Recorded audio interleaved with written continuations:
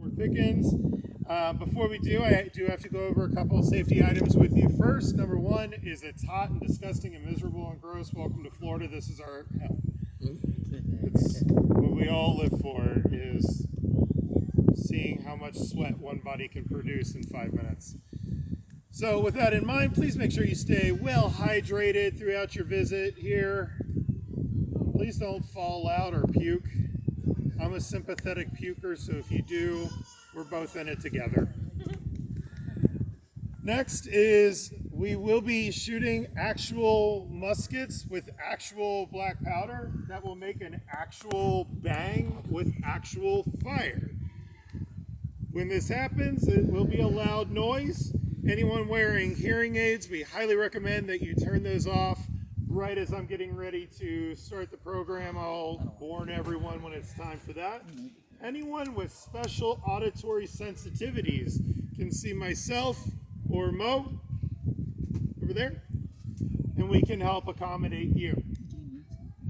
All that in mind, the roped off area is roped off for a reason.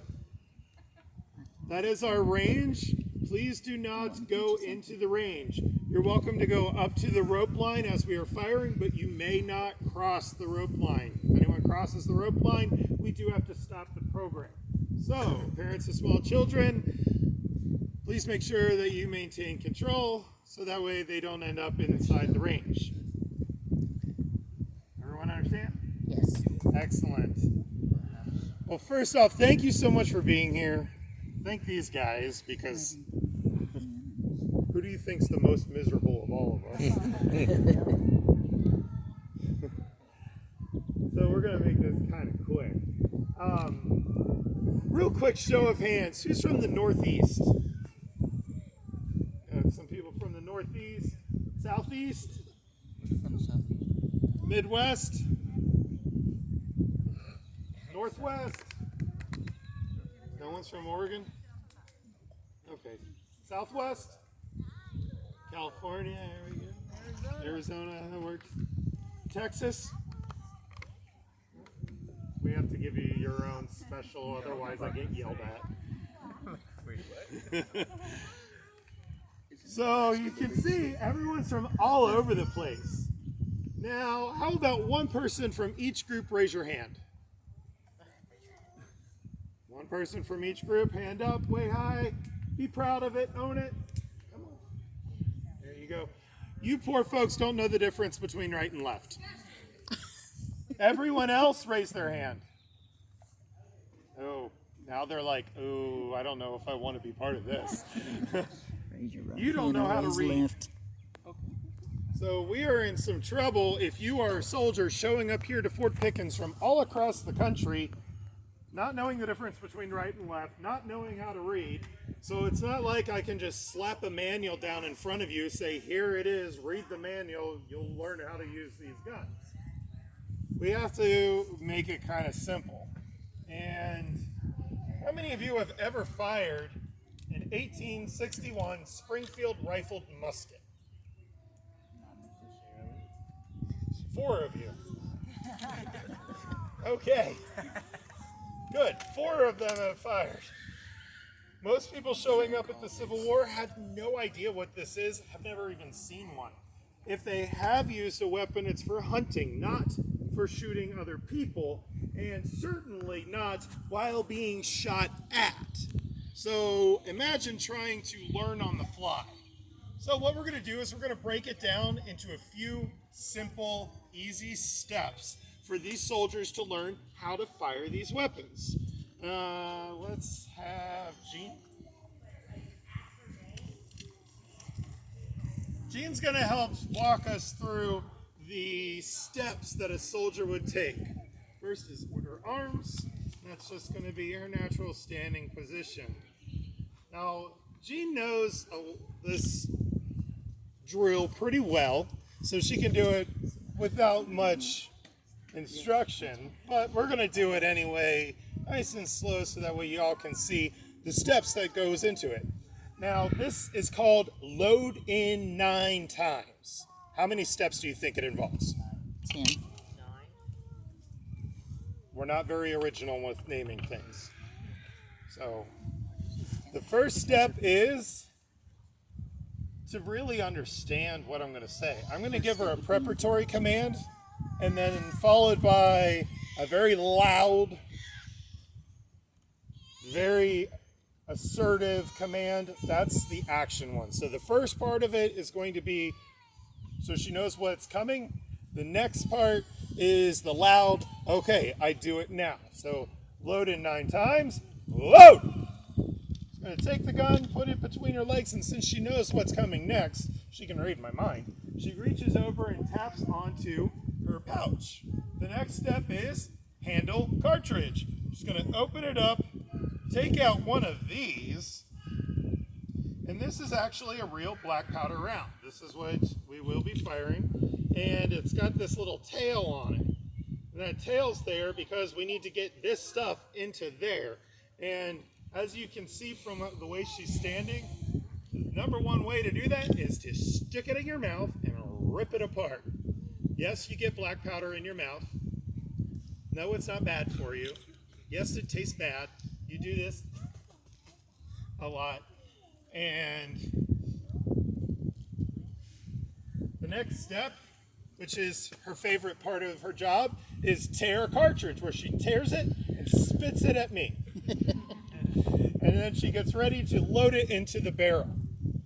Next is charge cartridge. She pours it in, the mini ball will go down on top of it. Now what makes this a unique weapon is that inside the barrel of it are grooves, kind of like the inside of that cannon over there, and those grooves are going to work with the new projectile that's coming out of this.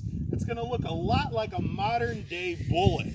It's going to be a rounded dome top, and at the bottom it's going to be kind of concave, sort of like this. So when it fires, when the black powder goes off, the bottom of this mini ball is what it's called, and it's not mini and it's not a ball, so that's where the naming is original. It's actually named after the French guy that invented it. His name was Minet.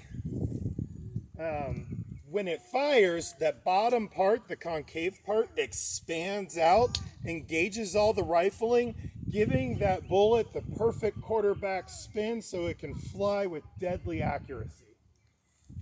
So now we need to get it all the way down. Next is draw rammer. And now this is the boom boom end of the cannon. Feels like the cannon sometimes. The boom boom end of the gun. So we're going to be very careful around the opening. We take safety very seriously here in the National Park Service, and everyone should. Every weapon should be treated as though it is loaded, even though we've already pinged them all, tested them all multiple times to make sure they're not before we brought them out here to you. So she's going to go ahead and ram cartridge. That pinging sound is metal on metal. That's how you know there's nothing down at the bottom. Brings it back, and now you'll notice she's just using the crook of her pinky over that. We don't want to put our hand over this because what happens if we do that? And it goes off. You lose your hand. Oh man. Where my hand go? Then we got to go to our 11:30 program for Civil War medicine. Figure out what to do with that. But if she were to lose her pinky finger for some reason, we could just move on to the next one. No big deal. And the next one means that you can't get married, which means you can't get divorced. No big deal. The next one means you can't drive in the state of Florida. So that's pretty important not to lose that one. So return rammer. And we want to shoot this, so I'm going to have you left face with great elevation, prime.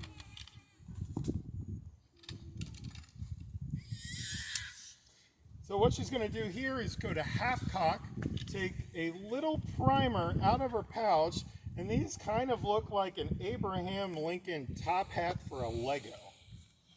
See? And it'll sit on this little cone.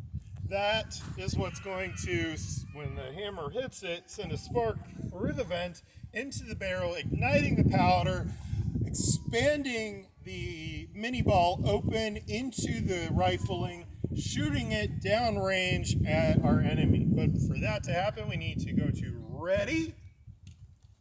So full cock, aim at the Blue Angels, and fire. Bang, goes off. And then, if you have a really nice interpreter, which I'm not, we would give the command so she doesn't have to stand there like this over and over for that long. And that command is the only way that she can lower the weapon. And that command is recover arms. Order arms. There you go. So those are all the steps it takes to fire this weapon. You guys are probably not here to listen to me talk about firing the weapon, are you? You're here to actually see it happen, right? Yep. Following by file. Now you're welcome to come all the way up to the rope line. Do not go beyond the rope line about face. That's what I'm going to the rope. Into the range. 5 paces there.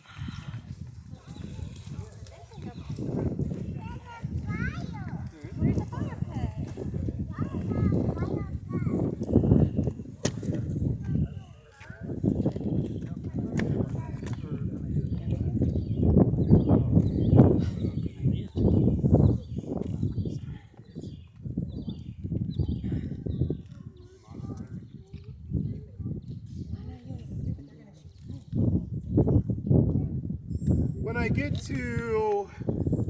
When I tell them to prime, that's going to be your notice that you need to get ready to cover your ears and turn off hearing aids. The last 3 steps are ready, aim, fire. When I hear ready, when you hear the command ready, you should be prepared for the noise. It makes a couple over 150 decibels, You need some? which is enough to cause hearing damage. That's why I'm protecting myself. You guys can just cover your ears. Order arms! Load it 9 times. Load! Bringing the gun out, slapping their cartridge box, getting it ready. Handle cartridge!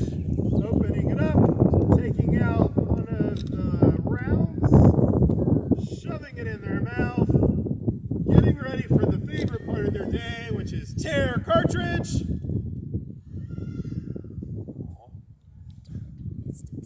Charge cartridge.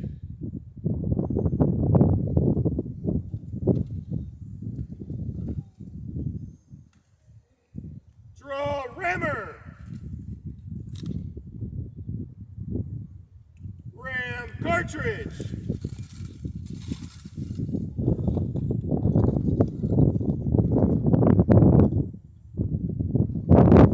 Return rammer. Prime.